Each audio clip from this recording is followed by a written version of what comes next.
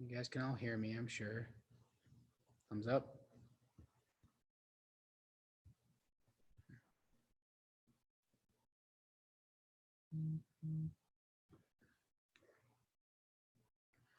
All right.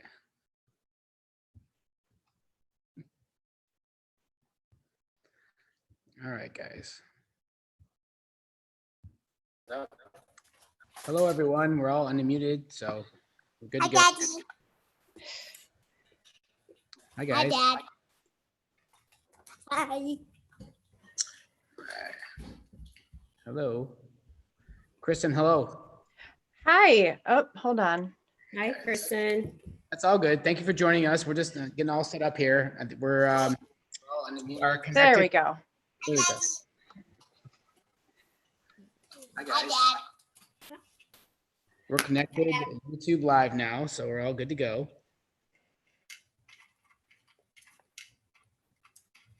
Yep, all set. So thank you so much for joining us tonight. I really appreciate it. Yeah, happy to. This is a cool setup that you have. I'm impressed with that. Yeah, very cool.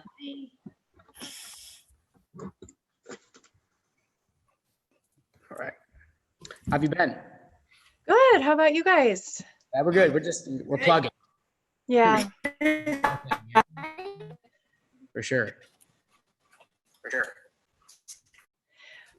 Yeah, no, that's like a trick question these days. Yeah, Right. Yeah. Wait a few minutes and see if anybody pops on here. And then we're recording this on our YouTube channel as well. So it'll be on there. So anyone can go there and replay if they want to revisit any information or so yeah, we're just trying to be creative with ways to engage our community and have them,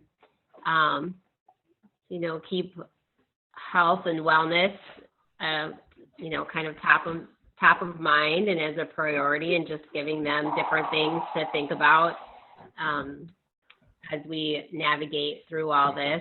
Yeah. And that sense of community is so important. I think it's great that you guys are doing this.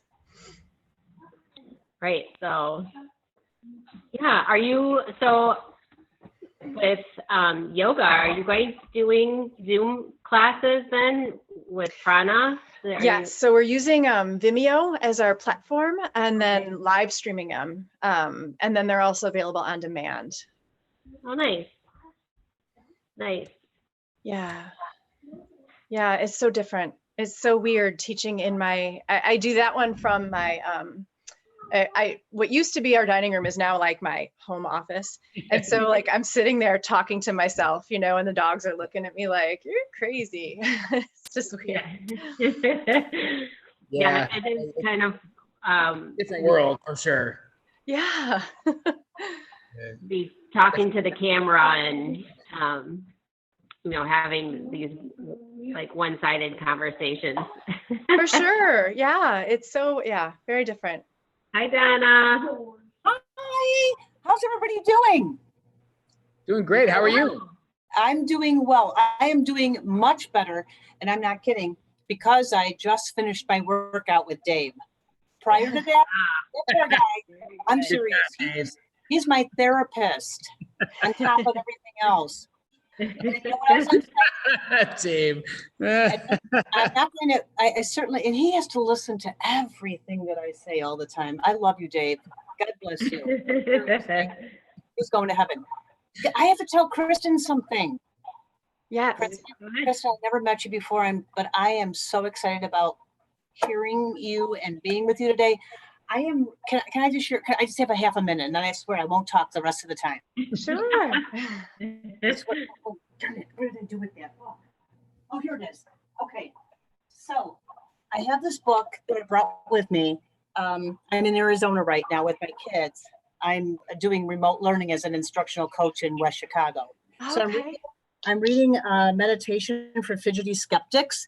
And yesterday I was meeting with our instructional coaches who are all in their early 30s. And I just turned 61, and I said, I'm having a lot of anxiety about the fact that You know, I'm 61 and I'm in a pandemic right now and I'm not able to get out. And that's the thing that I want to do the most. And I feel like I'm wasting my life just sitting around and doing absolutely nothing. And this is not absolutely nothing, but I have an urgency because my life is On shorter. hold. Is Mary. Oh, I see what you're saying. Oh my Yeah. God, Donna. Worry about it when you're 80 or 90, not now. So look can I tell you this is what I read in my book today. So it said, but here's the thing about meditation.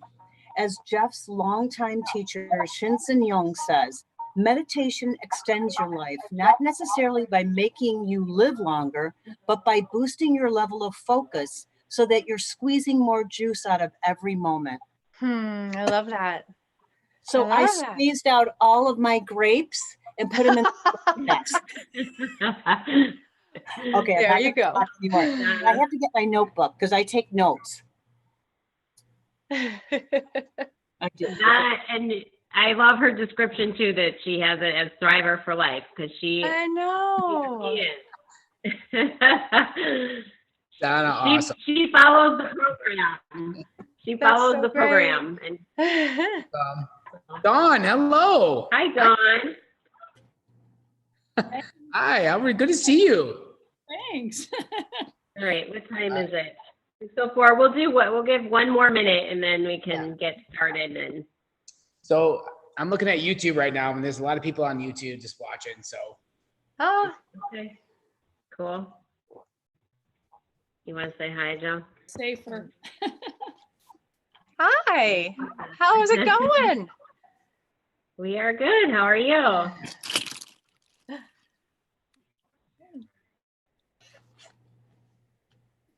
All right. I miss you, Marla. I miss you guys too. I miss you too. I miss all of you so much. Oh, you too, Ryan. Sorry. It's okay. It's okay. It's okay. I get it. I get it. Hi, Michelle.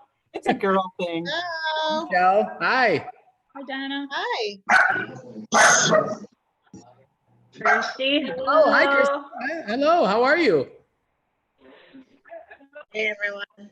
All right. Hello. Yeah, I knew if we waited a few more minutes, we'd have a bunch of people popping in at the last second. So Well, I have it on so everybody can talk to each other. So speak away. all right. So I'll get started here. I'm gonna just do a little introduction, and then I'm gonna give the floor to Kristen. And if you guys want to use the chat bar on the side of Zoom, if you have questions or want something clarified, please go ahead and use that. And again, try and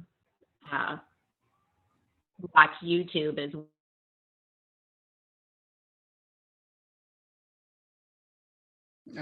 Hold on, Mar, hold on. You're. But Go ahead. I muted? Yep. Go ahead. Go again. Sorry. Okay. So welcome everyone who's joining us this evening. Some of you may not be Thrive Fitness Club members, so I'll just kind of tell a little bit about our gym if you're not, but we're a fitness facility in St. Charles, and we go well beyond the gym, beyond fitness and nutrition, and really dive into healthy lifestyle, mindset, mind-body connection, and really focus a lot on our community, growing our community, being a like-minded community, and just really working to empower our members always with different ways to live a healthy and happy lifestyle. So with all of this going on, Ryan and Dave and I really tried to get creative in ways that we can still support and keep our community engaged, even though we have to spend so much time apart. And we keep coming back to how important it is to have a positive and healthy mindset and how important our mental health practices and support of really complete our overall well-being. So I know that she works very well with this type of thing. She has a business here in Charles Wellness within of Fox Valley, and she is also a yoga instructor with Prana. And so I view her time and her knowledge and experience, and she's gonna just talk with us about the psychological impact that the current situation of COVID-19 is having on our lives, and kind of focusing in on warning signs to be aware of, positive ways to cope, some self-care, and just ways that we can support ourselves so that we stay strong, powerful, and with the confidence that we need to conquer every day that we go through right now, and come out on the other end of all of this really still thriving. So we're here to remind you guys all how good life is and how exciting the future can be when we work diligently to prepare our bodies and minds and keep our bodies and minds healthy and strong. So Kristen, thank you so much for being here with us, and I'm excited to hear what you have to say. Awesome. Thank you so much, Marla and Ryan. I really appreciate this opportunity. Thank you. Kristen, Yes. 1 second. I'm gonna mute everyone else and pin you, and be all set to go. I'll let you know. Just give me literally Okay. like 3 seconds, and be all good to go.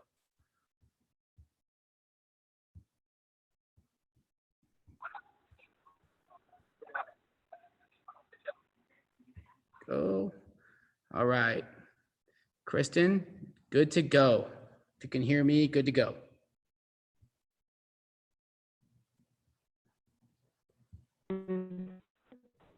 Can I think we're good.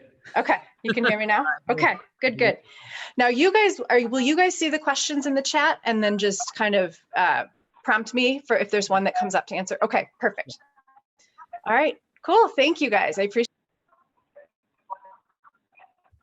I'm a clinical social worker, so I've been doing this work for about 20 years now. That ages me. Not the work, but just I'm feeling more dated. Live in St. Charles. My office is in St. Charles. I'm also a yoga teacher. I just got my 500 level just before Christmas. So, I've got 2 boys myself. One is graduating from East, graduating from East this year, and will be leaving soon. And the other one will be starting at East next year. Today, and I think this is a great topic for today. May is Mental Health Awareness Month. And so I think this is a really great topic, very timely. Today, I want to talk a little bit about what is the psychological impact, not to bring doom and gloom, because there's enough of that in the world, but to normalize in case you are experiencing any of this yourself, that you know that this is okay, hopefully it'll make sense, but also in consideration for others, in case you know of someone that might have certain things you want to watch out for them. This is a great time to watch out for others, and maybe if we could all just show more compassion, right?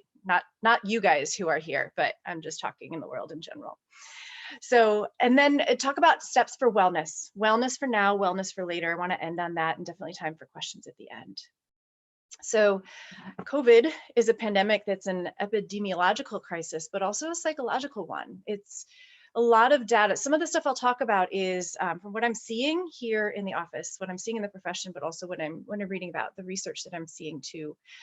There's isolation, there's fear, there's been sickness and death, and a lot of data is showing that there's increases in anxiety and depression. Some recent reports that came out is nearly half of Americans report the coronavirus is harming their mental health.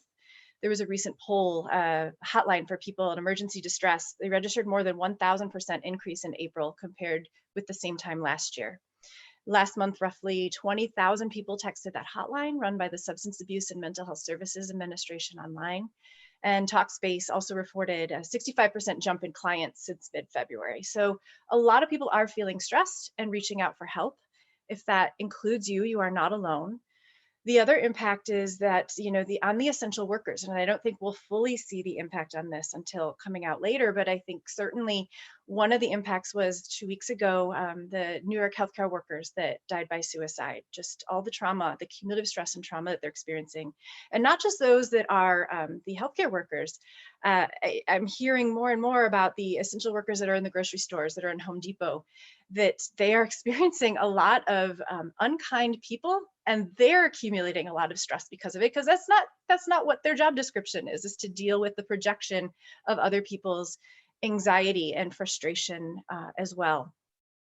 So other parts are another kind of weird phenomenon is people who are not used to feeling anxious maybe suddenly are and aren't the best at maybe handling it. Again, seeing that projection that happening in grocery stores, in Home Depot, for example. And so there's also this sense of loss of a sense of safety, of social connections, a fear of getting COVID, financial insecurity, high rise in unemployment.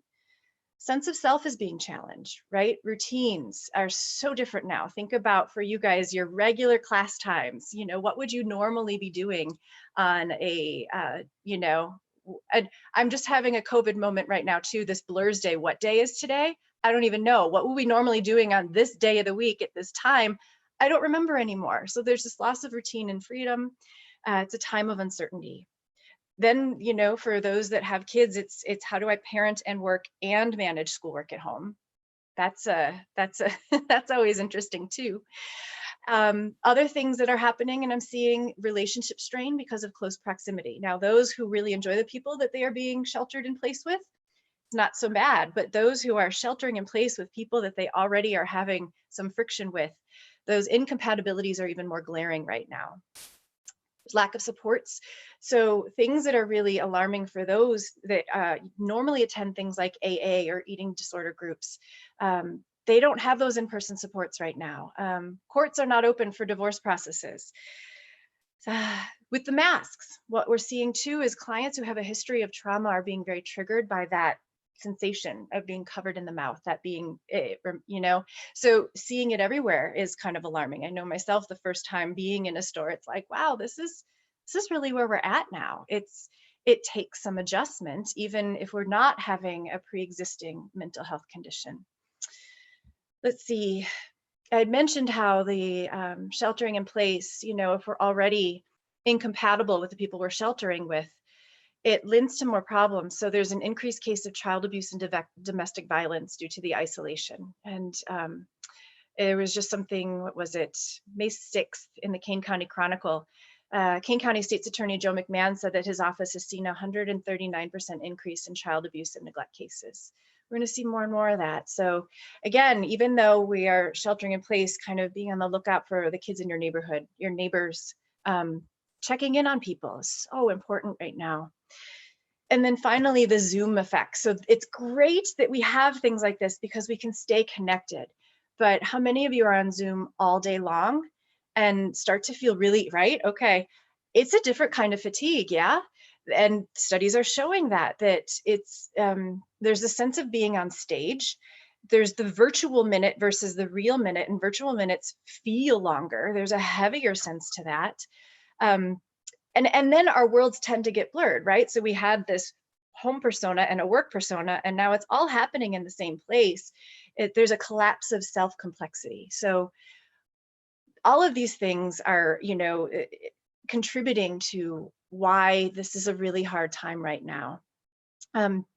Finally, just a collective sense of loss and grief. So besides loss of routine and personal freedoms, we know that there's teens without graduation and prom.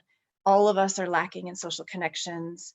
College graduates, retiring educators, there's that sense of loss. But even without loss, we're watching work, healthcare, education, and economic systems destabilize. And it just, some days are just sad. So with that said, kind of watching, when am I feeling sad versus when do I really need to reach out for help? Or someone that I know. It's normal right now to feel sad, to feel off, feel frustrated. That's all part, you think about the stages of grief, right? There's sometimes disbelief. Is this really happening? There's some bargaining. Maybe it's okay to go out there. There's anger, there's sadness. Those are all, I think, what would be pretty normal to experience right now. But when is it becoming a warning sign for yourself or others? I like to share the campaign to change direction. Changedirection.org talks about the 5 signs to look for in case there be blurring into maybe more of a mental health crisis. And those 5 signs are: 1, a personality change. And those may include drastic change in mood. Someone that's generally really optimistic is now really sullen. Someone that's usually pretty quiet is now really, really gnarly and angry. That might be change in sleeping too much, sleeping too little, changes in eating too much, eating too little. The second sign is agitation, being angry or anxious in ways where you're not getting that relief. So it's pretty constant, and it's not just snapping out. It doesn't seem to be in response to an environmental or momentary trigger. Number 3 is being very withdrawn. Typically when we're starting to suffer with anxiety, depression, we do withdraw. We kind of turtle and we're not talking. So if it's someone that that maybe it's not you, but someone that is not texting you back, and they normally do, that might be a red flag. The 4th is poor self-care. So that gets a little blurry right now because, I've been in yoga pants, I think, all of these past however many weeks it has been. So myself, in terms of how hard I work to do myself up, it's changed. But I'm not bathing, I'm not brushing my teeth, I just don't care. That's a red flag.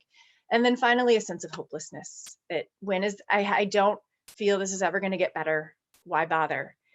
Hopelessness, and then even taking it that step further of really thinking or even Googling ways to end life. Those are all 5 signs of seek help.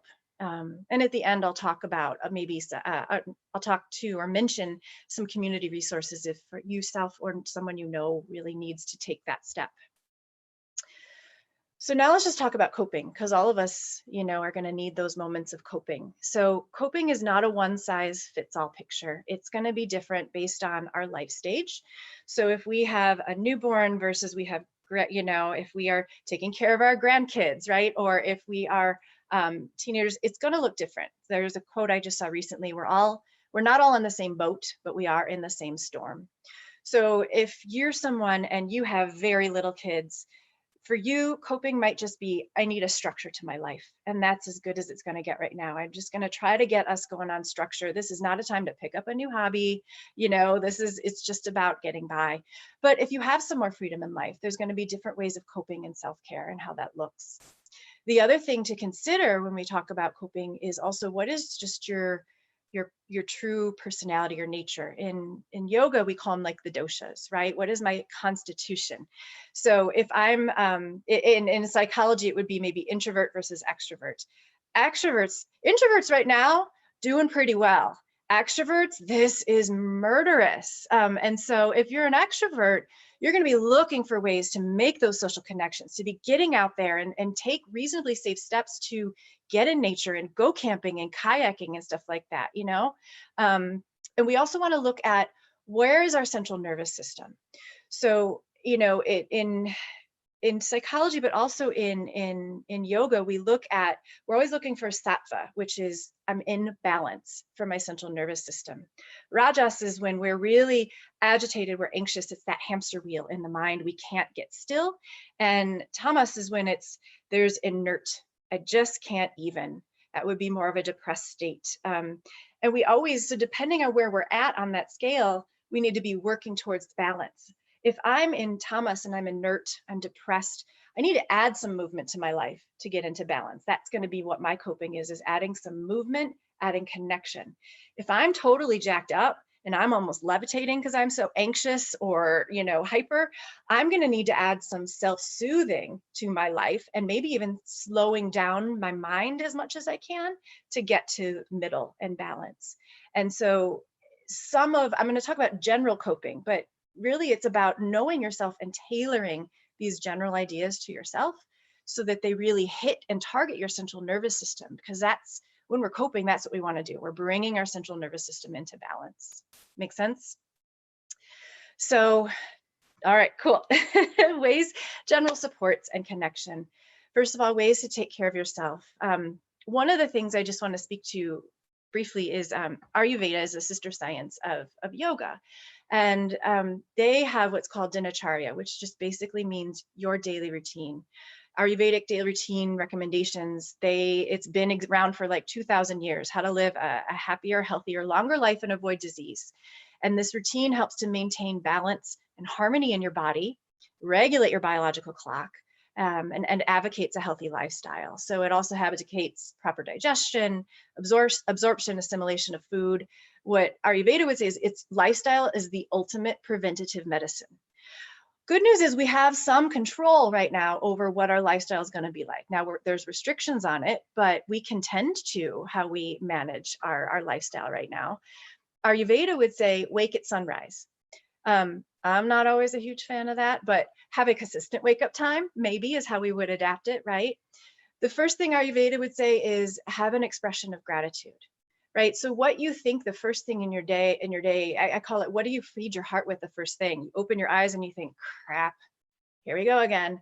Well, that's energy. We're feeding our body. That's the first thing we feed our body in the day. Very different than I open my eyes and my practice is thank you for my breath, or whatever it is. So practice gratitude, Ayurveda would say. The second thing they would say is eliminate. So hopefully we're eating in a way that our digestive system is working with us, and we're taking care of that business first thing in the morning. Drink a glass of room temperature water is the third thing Ayurveda would say. Too cold kind of makes the stomach cramp. That the first thing we want to do is add water, rehydrate first thing in the morning, and start kickstarting our digestive system. So have a glass of room temperature water right near you when you wake up. Have your gratitude, roll over, drink your water. They give a lot about certain hygiene things too. So the brushing of the teeth, the tongue scraping, oil pulling, that all too lends to our immunity and our health. So in Ayurveda, what oil pulling means is swishing with some oil. And first of all, it releases, if you're a clencher, it releases a lot of the jaw pain that happens. But it's great at pulling the toxins out of the gums and the teeth. Really great with, when I started doing that, next time I went to my dentist, there was like no scraping that happened. So I was happy about that. And then scraping the tongue. Do that first thing in the morning. They also advocate nausea oil. And that's, again, some oil that you can kind of drain it through your nose like you're doing a neti pot, or I kind of just put some of the nausea oil in my nostrils. Again, it's helping with our immunity, with how our breath is working for us. Abhyanga is what Ayurveda would call, it's a body massage. Doing it at morning or night. Again, our skin is our biggest, it's our biggest organ, and it can release a lot of toxins, but it's also a great way of coping. It's a stress relief. So getting oil can be any type of oil. I use some Ayurvedic oil, but it can be canola, or it can be, well, if you have canola, right? Canola oil, olive oil, if that's all you have, or sesame oil, right? All of that. And taking some of the oil, rubbing it on your hands, and then rubbing it on all parts of your skin, even your scalp, and then taking the time to dry brush towards your heart. It's a way of just, again, it's a beautiful ritual of self-compassion, but it's also a great way to detoxify the skin. That's what Ayurveda would say. Then the next thing they say is exercise. So get that in. Go meet with that coach for your personal. Does tongue scraping have to be done in the AM? No, morning or night. Ayurveda traditionally would say do it in the morning. I actually do it both. I do it morning and night.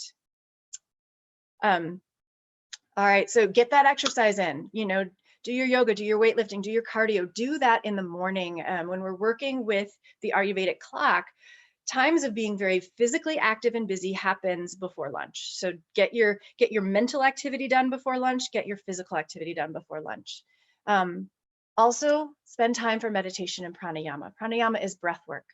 And only 5 minutes, really. Like don't have a regular practice, and to sit down and meditate feels really hard, because it's something to practice at.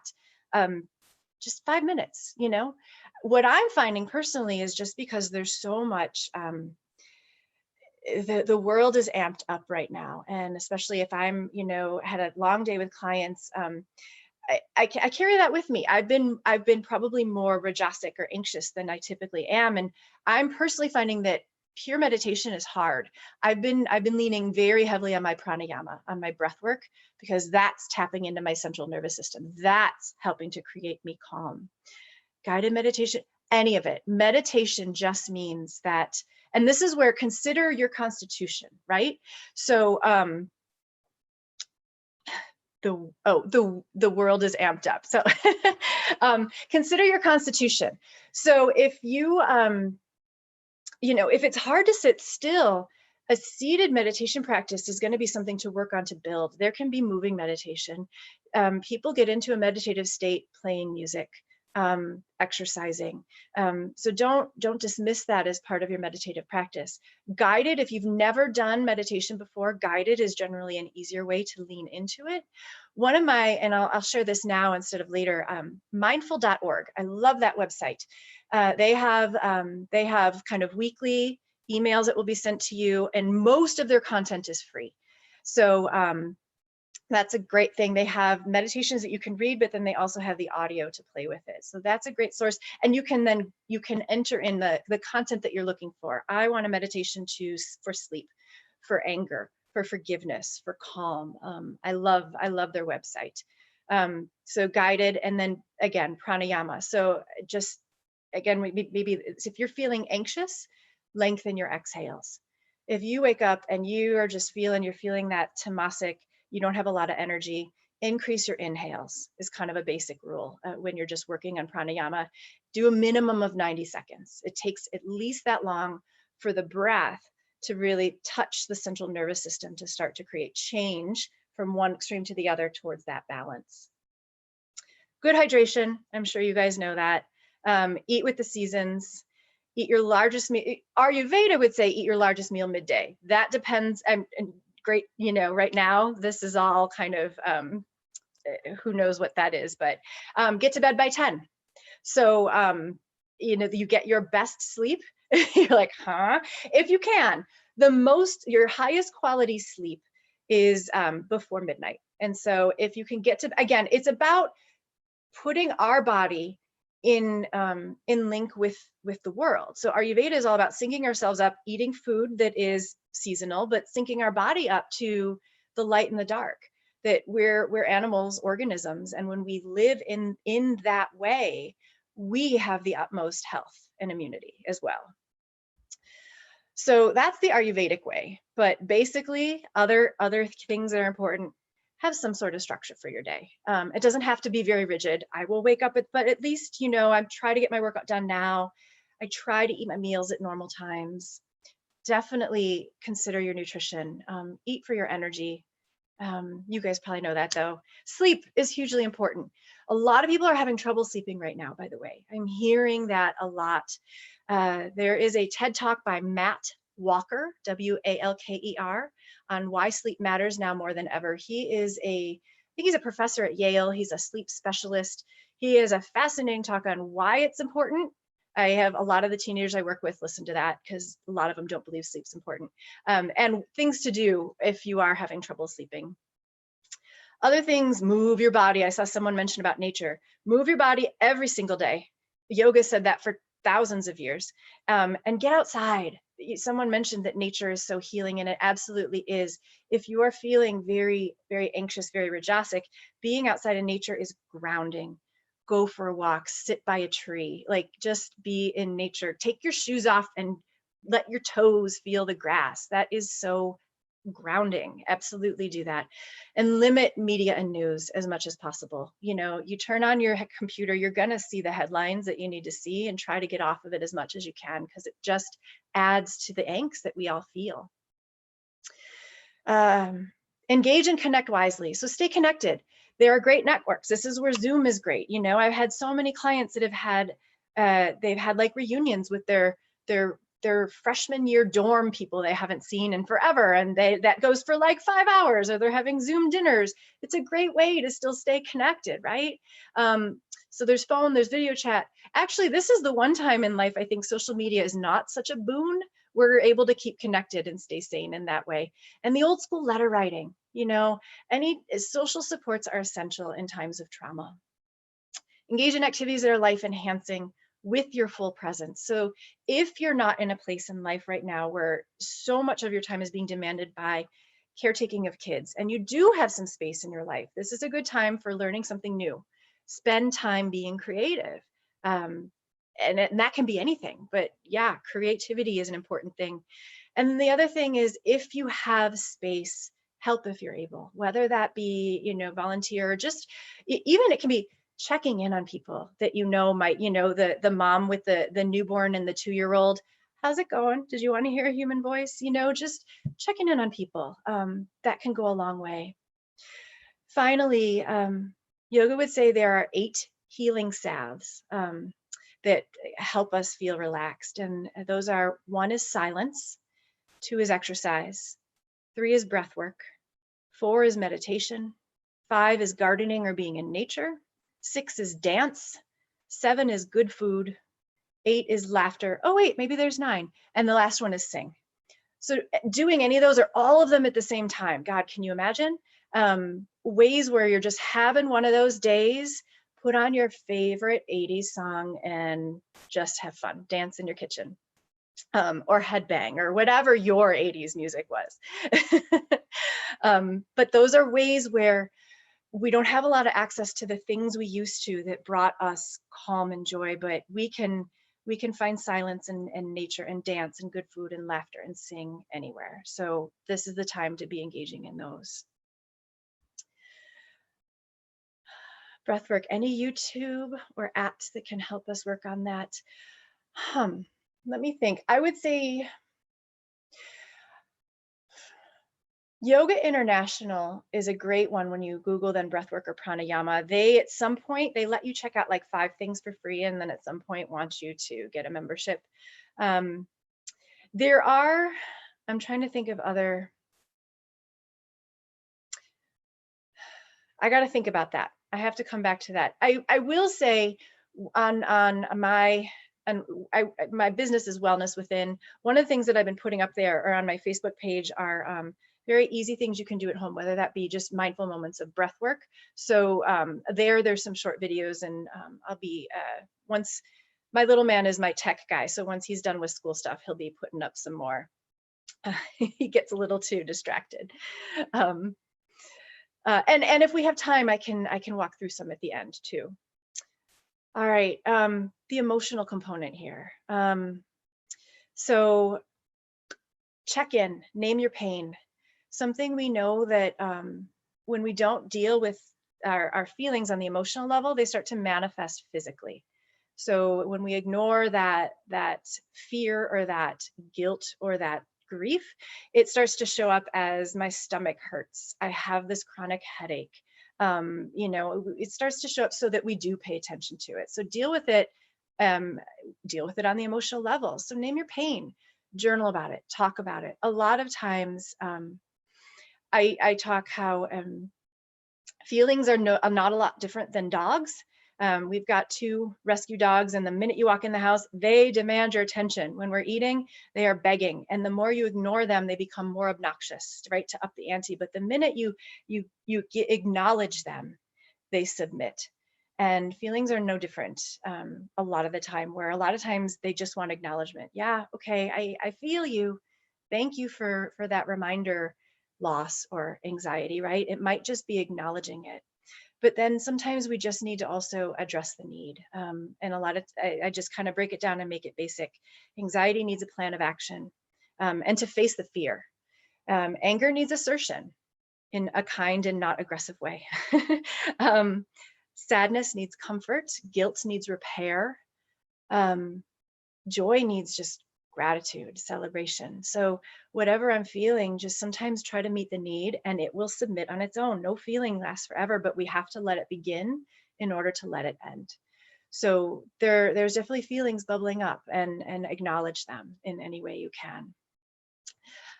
The other thing is seek support. Whether that's your PCP, whether that's a counselor, a faith-based leader, what I'm seeing now is that yes, there's anxiety in this time of COVID. The reemergence, or the idea of reemerging back to life, is also causing a lot of anxiety. We've been told for so many weeks now, be afraid, be very afraid, don't go anywhere. And then there's going to be this arbitrary day of, okay, go and do. And how do we feel safe in that again? And we do need to live. COVID's not going anywhere. So how do we steel ourselves and start to kind of ramp up to going back into life? Because we need to. And that we might need support in that. If you are looking for help, there are some great agencies in the Tri-City area, in the area. So Tri-Cities is great. They're in Geneva. They have a sliding scale. They also accept Medicaid. Centennial Counseling Centers in St. Charles. Riverview has 3 locations: St. Charles, Batavia, and South Elgin, I believe, and they do a lot of their work with kids. So if you have kids that are expressing worry or loss, they're a great resource. Fox Clinical Services in St. Charles, Pika and Associates, Creekwood Associates, Melissa Sharp and Associates, Nancy Kuhn, Evans Counseling, Balance Wellness Collective, the Couples Clinic, if you are one of those that is finding yourselves sheltering in place, and those differences are very glaring right now. So call your insurance and see what are those limitations. I'm finding insurances now are finally getting on board with covering telehealth and waiving copays and letting you seek support, which is good. At first, there was a little bit of pushback, but definitely check out what's available if needed. The other thing I would say is this using mindfulness. So our energy and attention move together. So, if we're really fixated on what's not going well in the world right now, that's where all our energy is going to go. It's going to be an energy dump. But if we're putting our attention onto where's their hope, where are their helpers, what's going to give me a sense of value and purpose in life, that's where our energy is going to go as well. And it's been really, really hard to do that during COVID, because every time you turn on the TV or turn on the radio, there's something else grabbing our attention that becomes an energy dump, or at least a stalling out. And so be mindful of where your attention is and how you want to cultivate that energy. And again, allow yourself time to adjust to the new normal. How to go out and feel safe again is going to take some time. And how do we all work together to feel better about that? Lastly, I would say a big part too is there is a need for advocacy. So what we know from prior pandemics is that when disease strike, experts say that it casts a shadow pandemic of psychological and societal injuries. And the shadow often trails the disease by weeks, months, and even years. And it doesn't always receive as much attention as the initial pandemic or the disease, but it really can cause devastation. So, when you start to notice that, or you have friends that are in really just financial devastation right now, there tends to be a lot of correlation between that stress, that hardship, and increased risk for suicide and substance use. So just know that is a factor. Be on the lookout for yourselves, but also for others in your area. That may be something that we see happening. And so how do we be on the lookout for it, but also advocate for it? So hopefully that there's more widespread mental health screening, so that every time you go to the dentist, they're asking you, how you feeling? How many days this week did you have a hard time getting out of bed? I love that when my kids go to the pediatrician, they have to fill out a checklist too to check their mental health. I love that they do that. I think that needs to be happening in this COVID-ish and post-COVID times more and more and more. So if you are a business owner, or keep that top of mind. Can you add to that layer of how do I check in on where people are at, so that I can catch those red flags and maybe save a life in that way too? Because that's going to be really important. All right. Okay, we're good on time. Where are we at on questions so far?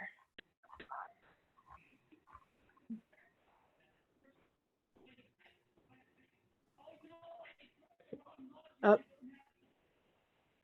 I'm not hearing you, Ryan.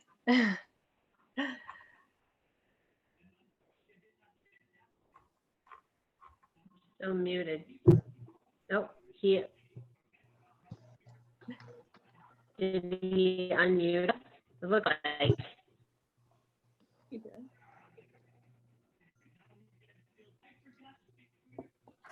Does anyone have any questions? Ryan, you're still muted.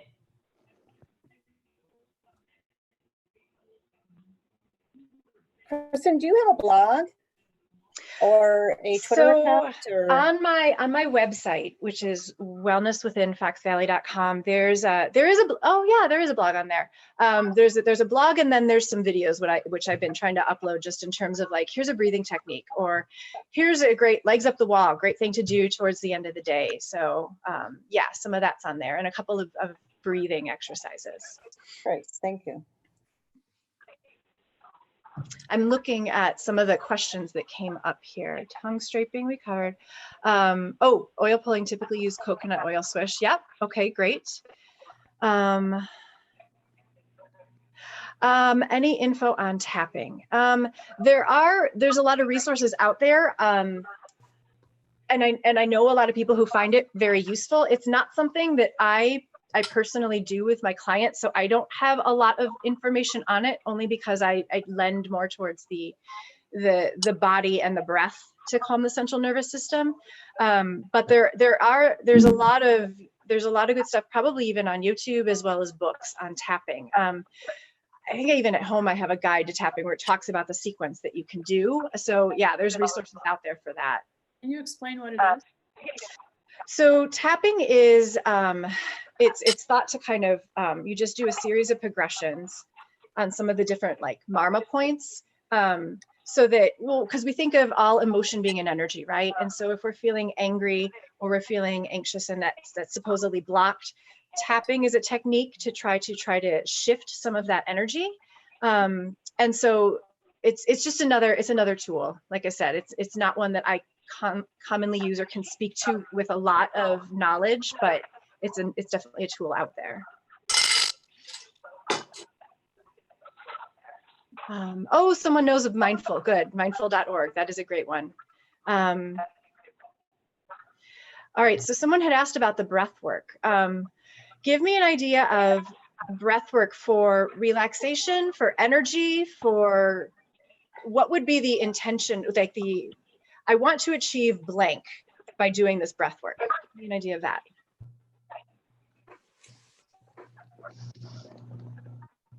I think that was maybe Christy who asked. Oh, yeah, just, I mean, mainly for trying to stay focused in meditation but not getting so, I started meditating since February, but I find myself sometimes I get so focused on my breath that's all I think about. And that's, you know what? Or my mind is completely wandering. And I will say that it doesn't mean you're not doing it right. That's just where you're at in the practice right now. And so when that happens, a lot of times we have that automatic response of, oh crap, I'm not doing it right. But I like to encourage people to think of meditation as like learning a language or playing an instrument. It's going to be wobbly at first, right? And sometimes maybe we do just want to focus on our breath to start. And the more we gain control of stilling the mind in that place, then maybe we can go to more of, today I'm going to just try to, whether I'm focusing on like the candle or whatever we're doing, that's okay. The mind is going to wander. In fact, the goal of meditation isn't to still the mind, because the only time the mind is still is if someone takes a baseball bat and cracks you over the head with it. We don't want that. So truly being mindful is when we recognize the mind has wandered and we bring it back without reaction and we get right back on track, right? So I remember being in like a really, really lengthy meditation with one of my yoga teachers. And at the end of it, I was so humbled and thankful that she had said, most of the time, if I can get through 3 rounds of breath without my mind wandering, I'm pretty excited. I'm like, oh, even you? Like, it just felt really good. Like, that's what a human brain does. It bolts, and our job is to bring it back without attaching to it as a bad thing. And so that's a good thing. And just know that every time you're doing that, even if you're feeling like it's not working, so to speak, it is changing from the inside out. It's impacting, the areas of your brain, the gray matter, the prefrontal cortex, it's impacting your central nervous system. So no, you're still doing good. Thanks. That's awesome. Thank you so much. Yeah. Anybody have other questions? Kristen, Yeah, can you explain the difference between meditation and mindfulness? All right. So mindfulness is to be present with your full attention, non-judgmentally in the moment. And so that can apply to a lot of different things. Whereas meditation, I say, is like if we look at classically meditation, it's in yoga, it's there's stages towards it. So we might start with breath work to get our mind and our body in sync. And the next is pratyahara, which is sense withdrawal. We try to not pay attention to the sounds that we're hearing elsewhere and the other distractions. And then we work to one pointed concentration. And then we get into a meditative state. So meditation is truly when our brain gets to more of that, like a theta brave state, rather than constantly processing. And we try to stay there for a sustained amount of time to allow the brain to just reset. So meditation in a yogic sense is that, but there's lots of different ways to meditate. Sometimes if you're exercising or you're having a great conversation, do you ever kind of look at the clock and go, oh my God, how in the world did 10 minutes just go by? That in a sense is kind of a meditative state when you lose all sense of processing and you're just in a situation. Does that make sense? So there's different ways to get there, but it's about where we sort of lose all track of time and space and we're suspended in that moment. And I would say mindfulness is a process to get to meditation, but so mindfulness is a step to get to meditation, and meditation involves mindfulness, but mindfulness is not necessarily meditating. I can be mindfully eating, paying attention to what I'm eating with all of my senses in that moment, but I'm not actually meditating because I'm using this part of my brain to really think about that, Perfect. I get it. Awesome.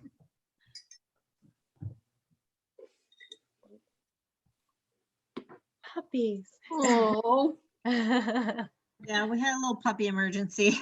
Uh-oh. how adorable. What kind? Teddy, come on, He's a Teddy. He's a schnoodle and he just got buzz cut today, so. Oh. Cute.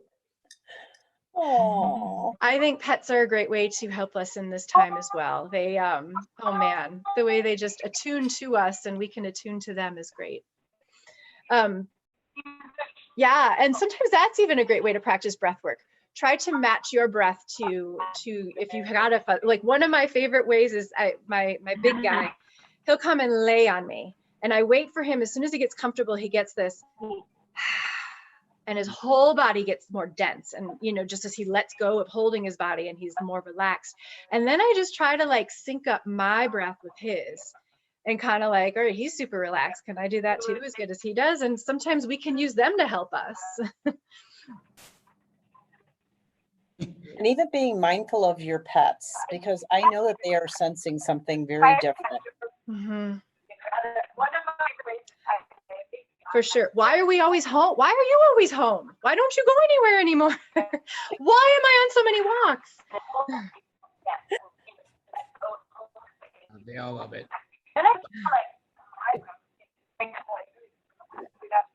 Ryan, why do you look like you're in the dark and Marla looks like she's in the light?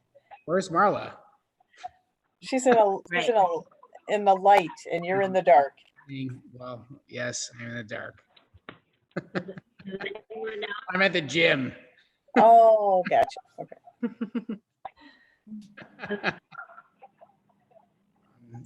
Don't you know Ryan's the dark side? Come on. Ryan's the dark side, Donna. I knew that. I just didn't want to say it, Marla. Darth Vader. I'm staying very positive. That's good. Only Fine. good vibes. Dark does not mean bad. No, it doesn't. You know what? Because you have a light right behind you, That's right. Right. Marla. Does anyone have any more questions? Does anyone else have any questions? You know, just hearing your voice of reason and your calmness Well, I put, in what you are saying, Kristen, is really, it's a meditation session for me. I came in, as you knew, like 2 minutes before you began, like, you know, and just sharing and excited. And I just needed exactly what you gave to us this evening. I needed that. Yes. I did. I appreciate it. Well, very I'm glad much. it feels that way, and I'm glad that it feels helpful. And I will say it's it's probably not me at all. What it is there's something tangible, like what I was saying. Wherever our attention is, energy follows. So if our attention is going to tangible things that I can do, I suddenly, like, I sync up, right? I start to feel better. And so I think that's a really good practice to get into every day, is maybe even setting like a reminder on our phone, like a mindful minute of just, have I checked in with myself? Where is my attention right now? Check in on the body. How is my body feeling? Am I amped up? Am I low?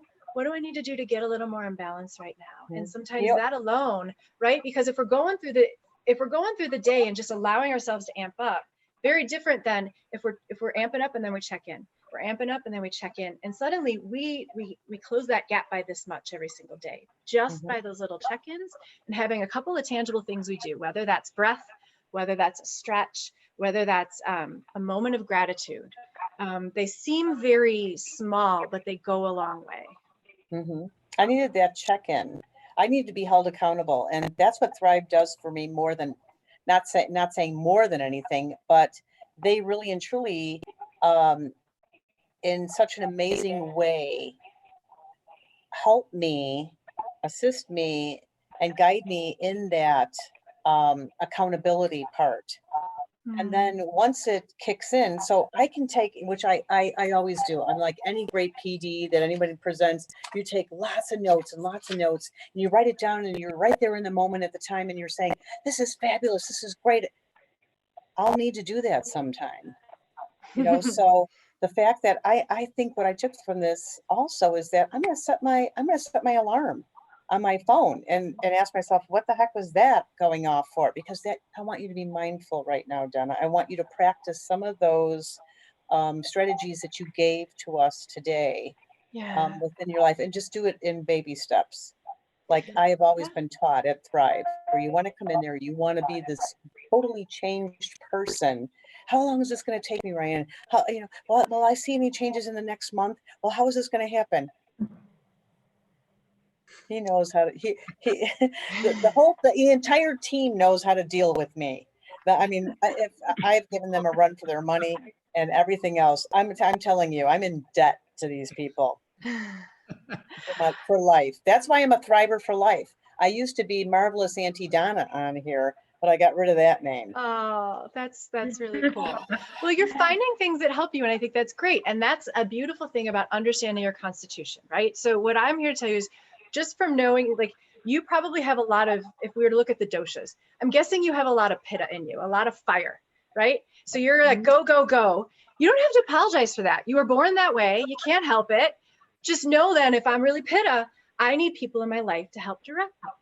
And so in understanding yourself, it's not about beating yourself up for it. It's just about, finding the tools in the environment that keep me where I need to be. And that's awesome. And so just as much as you are indebted to them for the way, like, Ryan reels you in and like, okay, one step today, I'm sure they really like your energy. You know, on those days when it's like, I have to go to work, it's like, oh, but there you go. And you light up the room with your energy. So. Oh my gosh. Yeah. That was very kind of you. I'm not trying to blow sunshine up your ass. I'm just telling you, there's there you there's are. a real part to it. So awesome. I mean, your insight has been true.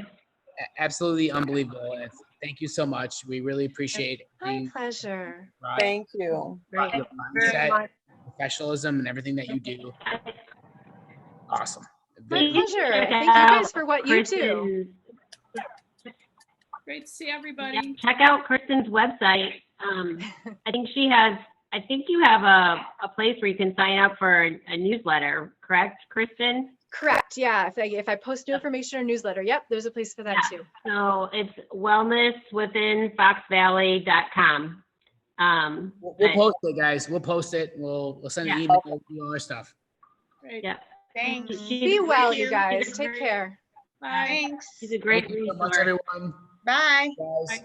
thank Take you, care, you guys. Kristen, so My much. Thank you so pleasure. much. It was fun. Thank you guys. Take care. Thank you so much. Bye, Dave. Glorious. Don't leave. Come on, guys. What you got? Awesome. What are you guys doing tonight? Oh my gosh. Wait, what? I'm sorry. Were you talking to me? All of you. What are you doing? Oh. Go. I'm waiting for you to come home, dear. Well, I'm here at the gym, dear. Oh gosh. Yeah. Let's see. Groundhog Day. What are we doing? Where are your children, Donna? Oh, okay. So I locked myself in Austin's room and I poured myself a beverage and then I didn't want to have it on camera because Well, that's okay. not my wellness. We all know what's happening. So Austin is, I don't know. I don't know where the children are. That's a fine. good- right? That's awesome. Yeah. How about you guys? What's up?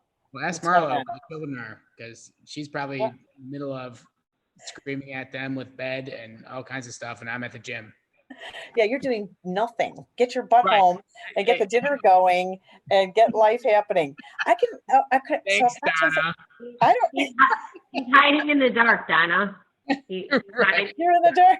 You're in the dark side. Hey, your birthdays are coming up. Well, Let's do a celebration on Zoom. Let's have a Zoom party. we have some plans in the works. oh, we, yeah. have, we have plans. Stay tuned. Oh, really? Oh my gosh, I love it. We're So, blowing it out of the water. Oh, we are going to have so much fun. We could have a sprinkler out in the backyard. I could help plan it. Sprinkler. Oh, Donna, that's awesome. A I sprinkler. could look at because All there's you eight. have to have is a sprinkler. You'd be set to go. Oh my gosh. So there's eight healing ideas. We can be silent. Heck no. We can Yeah, do exercise. it. We're going to breathe. We're going to meditate. We're going to garden. We're going to dance. We're going to have some good food. We're going to have laughter and we're going to sing. See, Right? that's all you have to have. Oh my gosh. What are we doing again, Donna? That's what she said. We've got 8 things we can do. I got them all down here. All written down. And if you, oh my No, gosh, no, we could do a karaoke. I thought she was awesome. She was very good. She was phenomenal.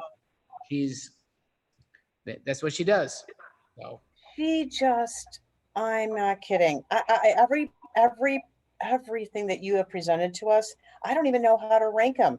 Like who's better than, the doctor or my Harley Davidson badass boy that I'm meeting up with that guy. When I get back, I'm going to Joliet. You love You're BP. gonna, you're gonna have to fight me. Oh yeah. Yes. Yeah. We're going to Joliet. Yes, we are. Oh yes, we are. Was he ever in prison there? Probably. You know what the thing is that no one's better than anyone else. They all just bring different energy and ways of perceiving, but they're all innately thrivers. They have like the passion for something beautiful in life that they want to share with other people, and they do it well. And we're just glad that they're our friends and our community. And we Absolutely. I don't even know who would you ask next. just Sister keep bringing Mary? them all in. Somebody from St. Francis Church, a nun or whatever, pray on us. What? We're trying. I'm gonna bring my buddy Pud on next, right, Mar? Oh God, no.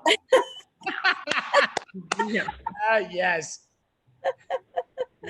Oh, Austin went in. I know you smoke cigars, don't you, I do. Ryan? Yeah. Oh, Austin and I went to get a sandwich yesterday, and he's like, "Hey, Mom, there's the smoke shop over there." I'm like, "What kind of smoke shop?" And he's Right. like, "No, cigars." So he came back out, and he had 2 Romeo and Juliets. Those were my dad's favorite, and he could only go into the shop, but he couldn't go into the humidor without a mask. So he said, and when she said that, I'm not kidding.